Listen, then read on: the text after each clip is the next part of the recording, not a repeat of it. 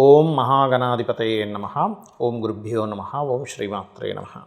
పరమేశ్వర స్వరూపమైనటువంటి జ్యోతిష, వాస్తు మరియు ఇతర అనేకమైనటువంటి శాస్త్రములను మనకు అందించినటువంటి మహర్షులకి నమస్కారం. హయగ్రీవ హయగ్రీవ హయగ్రీవేతి యో వదేత్ తస్య నిస్సరతే వాణి జహ్నుకన్యా ప్రవాహవత్. అరుణాం కరుణాతరంగితాక్షీం ధృతపాశాంకుశపుష్పబాణచాపాం అనిమాదిభిరావృతాం మయూకైః అహమిత్యేవ విభావయే భవానీం. శ్రీమాత్రే నమః. ప్రేక్షకులకి ఆ లలితాంబిక అమ్మవారి యొక్క అనుగ్రహం పరిపూర్ణంగా కలగాలని మనస్ఫూర్తి కోరుకుంటూ మనం ఏదో చెప్పుకోబోయే టాపిక్ ఏంటంటే, కుజుడు దాదాపుగా ఒక 2 నెలల పాటు అంటే జూన్ ఆల్మోస్ట్ అంటే జూన్ 7వ తేదీ నుంచి 6వ తేదీ నైట్ నుంచి జూన్ రాత్రి 10 గంటల ప్రాంతంలో మారుతున్నాడు. అక్కడి నుంచి మనకి జూలై 28వ తేదీ వరకు కూడా సింహరాశిలో కేతుతో కలిసి అగ్నితత్వ రాశుల్లో ఉంటాడు.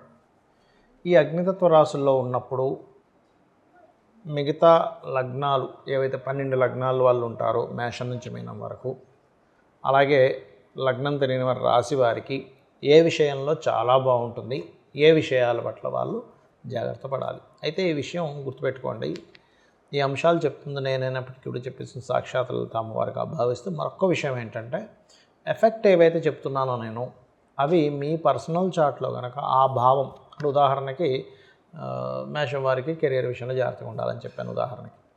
అదేవిధంగా వృశ్చికం వారు ఏదైనా ప్లేస్ చేంజ్ లేదా ఇల్లు అమ్మడం కొనుగోలు చేయడం ఉన్నాయి. అక్కడ మీకు ఏదైనా బ్యాడ్ ఎఫెక్ట్ ఉన్నప్పుడు మీకు పర్టికులర్గా మీ పర్సనల్ చార్ట్లో ఆ పర్టికులర్ భావం కనుక గుడ్ ఎఫెక్ట్ ఇస్తుంటే అది ఏమీ ఇబ్బంది ఉండదు. ఇది చాలా క్లియర్గా అర్థం చేసుకోండి మీ పర్సనల్ చార్ట్లో. అలా చూసుకొని ముందుకు వెళ్ళాలి. ఎంతసేపు ఇదేదో బ్యాడ్ అయిపోతుందేమో అని కాకుండా. సో ఇది చూసుకోండి. మనం ఒక్కొక్క లగ్నం నుంచి మనం తెలుసుకుందాం. తులాలగ్నము, తులారాశి. తులవారికి కనుక చూసుకున్నట్లయితే ప్రత్యేకంగా ఇక్కడ ఈ లగ్నం నుంచి లాభంలో ఉన్నాడు కుజుడు కేతు. మంచిదే కదా అనుకుంటాం. ఎస్, మంచిదే, రకరకాల లాభాలకి మంచిదే. మనం చేసే ప్రయత్నం ఫలిస్తుంది. మనం ఏదైతే డిజైర్ అనుకుంటామో, మనం ఏదైతే చూడండి ఒక్కోసారి ఎన్నిసార్లు ప్రయత్నం చేసినా రాలేదు, ఈసారి ప్రయత్నం బాగా వచ్చిందని అనుకుంటాము. ధైర్యంగా ఒక స్టెప్ తీసుకుందాం అనుకుంటాము. ధైర్యంగా కొన్ని స్టెప్స్ తీసుకొని వాటిని మనం ఖచ్చితంగా సక్సెస్లోకి వెళ్తాం. అందులో ఎటువంటి డౌట్ లేదు. ఇక్కడ ఎప్పుడైనా సరే ఒకటే గుర్తుపెట్టుకోండి, ఏ ప్లానెట్ ఎక్కడి నుంచి ఎక్కడికి మారినా అది మంచిని, ఒక జాగ్రత్తని అది సూచిస్తుంది. అయితే మీకు తులాలగ్నం వారికి ఇంటీరియర్ డిజైనింగ్ చేయించుకుంటూ ఉంటాం, లేకపోతే ఒక ఫ్రెండ్ ద్వారా ఏదైనా ప్రాపర్టీ పొందుతాం, పిల్లల గురించి ఏదైనా ప్రాపర్టీ కొనుగోలు చేస్తూ ఉంటాం, పిల్లల్ని బయట దేశాలకు పంపించాలనే ప్రయత్నం, అలాగే మీరు ఏదైనా హైయర్ ఎడ్యుకేషన్ కోసం విదేశాలకు వెళ్ళడం, మీరు కానీ మీ పిల్లలు కానీ విదేశాలకు వెళ్ళేటువంటి ప్రయత్నాలు చేసేటప్పుడు, ఏదైనా బిజినెస్లో ఇన్వెస్ట్మెంట్స్ చేసేటటువంటి విషయాల్లోని బ్యాంక్ నుంచి ఏదైనా అప్పు తీసుకొని లేదా బ్యాంకింగ్ రిలేటెడ్ సంబంధించిన విషయాల్లో తీసుకునేటువంటి డెసిషన్స్ విషయంలోని చాలా జాగ్రత్తగా ఉండండి. అందులో ముఖ్యంగా బిజినెస్లో ఇన్వెస్ట్మెంట్స్ చేసే విషయంలో చాలా చాలా చాలా జాగ్రత్తగా ఉండాలి. ఎందుకు? ఈ డెసిషన్స్ స్థానం అనేది పంచమ స్థానం. అక్కడ రాహు ఉండి పంచమంలో, అంటే ఎక్కువ ఇమాజినేషన్ చేసుకుంటాం. కుజుడు దృష్టి ఉంది దాని మీద. అంటే ఏమిటి? ఏదో వచ్చేస్తుందని ఒక ఆశతోని ఇట్లాంటి రాంగ్ డెసిషన్స్. ఎందుకంటే లాభంలో అధిక గ్రహాలు కనబడతాయి. మనకు లాభం చేస్తుంది ఏముందిరే, లాభం వస్తుంది, కానీ ఇక్కడ ఏ మార్గంలో వస్తుందని అనాలిసిస్ చేసుకోవాల్సిన అవసరం కూడా ఉంటుంది. ఇక మీరు చేయవలసిన దేవతారాధన, ముఖ్యంగా దుర్గాదేవిని ఆరాధించండి. పంచమంలో మీకు రాహు యొక్క సంచారం జరుగుతుంది కాబట్టి ఆరాధన చాలామందికి తెలియక ఏం చేయాలని అడుగుతూ ఉంటారు. ఏమి లేదు, చక్కగా దీపం వెలిగించుకొని ఇంట్లో దుర్గాదేవి అమ్మవారిది ఫోటో ఉంటే పర్లేదు, లేదా ఏ అమ్మవారిదైనా ఫోటో ఉన్నా, ఎందుకంటే ఒకే అమ్మవారు అన్ని రూపాల్లో ఉంది కాబట్టి పెట్టుకుని దుర్గా అష్టోత్తరం చేసుకోవచ్చు. లేదంటే మా దగ్గర ఏ పటాలు లేవనుకుంటే కేవలం దీపారాధన, దీపం పెట్టి దానికి ఒక పువ్వు పెట్టి దుర్గా అష్టోత్తరం చేసుకోవడం అన్ని విధాల మీకు ఉత్తమం. అయితే ఇక్కడ ఇంకొక విషయం ఏంటంటే, మనకి ఈ కుజుడు మేషం నుంచి సింహరాశిలోకి ఎంటర్ అయ్యి కేతుతో కలుస్తున్నందుకు దేశకాల పరిస్థితుల్లో కూడా చాలా మార్పులు ఉంటాయి. ఏమిటవి? సర్వసాధారణంగా మనం చూసాం, ఎప్పుడైతే మనకి కుజుడు నీచ రాశిలో ఉన్నాడో, పెహల్గామ్ అటాక్ కానివ్వండి, దాని తర్వాత మన వాళ్ళు ఆ యొక్క శిబిరాలని నాశనం చేయడం కానివ్వండి, ఇవన్నీ మనం ఒక 50 రోజుల క్రితమే ఇలాంటి అటాక్స్ జరుగుతాయనేటువంటిది అమ్మవారి అనుగ్రహం వల్ల మనం ప్రిడిక్ట్ చేసుకోగలిగాం. అయితే ఇక్కడ ఏంటంటే మరి ఈ కుజుడు కేతుతో కలిసినందుకు, కేతు అనేటువంటిది ఆధ్యాత్మికమైనటువంటి కేంద్రాలు గుర్తుపెట్టుకోండి. కేతు ఈ స్పిరిచువల్ పాయింట్స్, అది అగ్నితత్వ రాశి. కాబట్టి నేను చెప్పేది ఒకటే, ఈ కేతుతో కుజుడు కలిసి ఉన్నంత కాలము, ఇంకా అంతకంటే ముందుగా కూడా, ఎందుకంటే మనకి దేశకాల పరిస్థితుల్లో చెప్పేటువంటివన్నీ కూడా ఈ ఆయన నిరాయన అని ఉంటుంది, సాయన నిరాయన అని ఉంటుంది. అంటే మనం ఏ ఆయనం వాడతాము, నిరాయన పద్ధతి వాడతామా సాయన పద్ధతి వాడతామా అనే దాన్ని బట్టి ఉంటుంది. కాబట్టి ఈ ఆయనము సాయన పద్ధతి పరంగా తీసుకుంటే కుజుడు ఇంకా ముందుగానే ఎంటర్ అయిపోతాడు. కాబట్టి మనకి జనరల్గా మారేదానికంటే కూడా May last week, third week, fourth week నుంచే కొంచెం ఒక 2 నెలలు 3 నెలల పాటు దాదాపుగా ఈ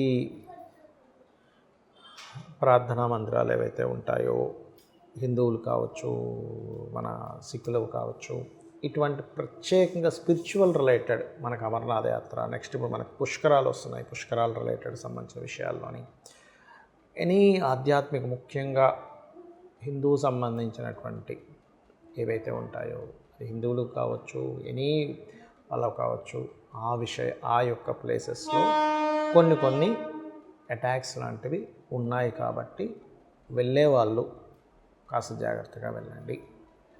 మన గవర్నమెంట్ కూడా అక్కడ పర్టికులర్గా కొన్ని కట్టుదిట్టాలు ఏర్పాటు చేయాలి. ఇది గోచారంలో జరిగేటువంటి అంశాలు. అలాగే ఏదైనా కొన్ని పార్టీల్లో ఉండే వాళ్ళకి కొంత చీలికలు, ఎందుకంటే గవర్నమెంట్ని ఫామ్ చేసేది, గవర్నమెంట్ రిలేటెడ్ అంతా కూడా రవి సంబంధంగా, రవి రాశిలో కేతు ఉన్నది చెప్తుంది. దాంతోపాటు కుజుడు వచ్చాడు కాబట్టి కొంచెం అది గవర్నమెంట్లో ఉండేవాళ్ళు, సీఎంలు, పిఎంలు, గవర్నమెంట్ రంగాల్లో ఉండేవాళ్ళు, ఒక పెద్ద స్థాయిలో ఉండేటువంటి వారికి కూడా కొంత జాగ్రత్తగా ఉండాలనేది చాలా స్పష్టంగా ఇది చూపిస్తుంది. కాబట్టి వీళ్ళు జాగ్రత్తగా ఉండాలి, అంతేగాని ఎవరిని భయపెట్టడం కాదు నా ఉద్దేశం. జాగ్రత్త పడాలి, అందరూ హ్యాపీగా ఉండాలి, ఎవరు ఇబ్బంది పడకూడదని చెప్తున్న అంశం.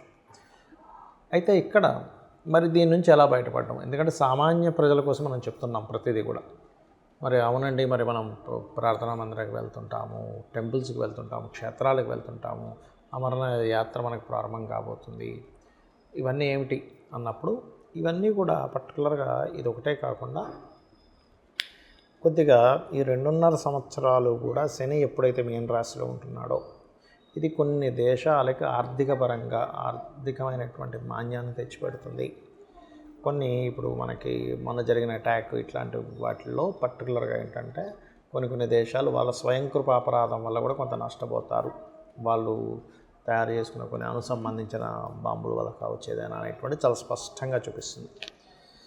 ఎవరికైనా సరే ముఖ్యంగా ఎటువంటి ఇబ్బంది కలగకుండా ఉండాలంటే కాస్త బయటకు వెళ్ళే ముందు ముఖ్యంగా గణపతి ఆరాధన, సుబ్రహ్మణ్యేశ్వర స్వామి ఆరాధన, కాలభైరవుణ్ణి తలుచుకోండి. ఓం గణాధిపతయే నమః, ఓం సుబ్రహ్మణ్యేశ్వర స్వామియే నమః, ఓం కాలభైరవాయ నమః అనుకోండి. మరొక విషయం ఏంటంటే ఈ కుజుడు కేతువు కలిసి ఉన్నంతకాలం ఎవరైనా ఇప్పుడు జనరల్ పీపుల్ కనుక సంతానం కోసం చేసే ప్రయత్నం విషయంలో చాలా జాగ్రత్తగా ఉండాలి. ఎందుకంటే ఇది న్యాచురల్ 5th హౌస్. చాలామందికి పాపం సంతానం ఉండదు, ఏమంటే మేము పలానా ఐయుఐ కానీ IVF చేయించుకుందాం అనుకుంటున్నాం, ఈజ్ ఇట్ రైట్ టైం అని అంటే న్యాచురల్గా 5th హౌస్ సింహరాశి. సంతానం మీరు గమనించండి, ఎవరి జన్మ జాతక చక్రంలో అయినా సింహరాశి పాడైంది అనుకోండి వాళ్ళకి పర్టికులర్గా, అది కూడా పని కట్టుకొని 5th హౌస్ అయింది అంటే ఏ మేషలగ్నం అయింది, అప్పుడు ఏమవుతుందంటే లేదా 5th పోర్ట్ఫోలియో అక్కడ పడి అక్కడ పాపగ్రహాలు ఉన్నాయి, పాపం వాళ్ళు ఆ సమయంలో చేసే ప్రయత్నం సఫలీకృతం అవ్వదు. కాబట్టి ఈ యొక్క విషయంలో చాలా జాగ్రత్తగా ఉండండి. అయితే మనకి పర్టికులర్గా జూలై 28వ తేదీ నుంచి కాలసర్ప యోగం నుంచి కుజుడు బయటకు వస్తున్నాడు. సో ఎప్పుడైతే కుజుడు బయటకు వస్తాడో కాలసర్ప యోగం కూడా పోతుంది. ఇంకొక విషయం ఏంటంటే నేను చాలాసార్లు చెప్పాను, కాలసర్ప యోగాన్ని లేదా దోషాన్ని అనుకోండి మీ పర్సనల్ చార్ట్లో చూసుకోకండి. ఇదంతా దేశము కాలము సంబంధించినవి చెప్పాలి. సునామీలు వస్తాయని, భూకంపాలు వస్తాయి, అందుకే చూడండి అంత భూకంపాలు రావడం జరిగింది రకరకాల ప్రదేశాల్లో. అలాగే యుద్ధ సంబంధించిన ప్రభావం జరిగింది, ఎందుకంటే కుజుడు నీచంలో ఉండడం వల్ల. అందుకని అనవసరంగా కాలసర్ప యోగం ఉందని భయపడకండి. నేను మీకు గతంలో కూడా చాలాసార్లు చెప్పాను, మరలి ఇంకోసారి గుర్తు చేస్తున్నాను మీకు ధైర్యంగా ఉండడం కోసం. పర్టికులర్గా ఇక్కడ 180 మంది దేశాల ప్రజలకి, 180 మంది దేశాల్లో ఉండేటువంటి ప్రజల్ని పాలించేటువంటి ప్రెసిడెంట్లకి కాలసర్పదోషం ఉంది.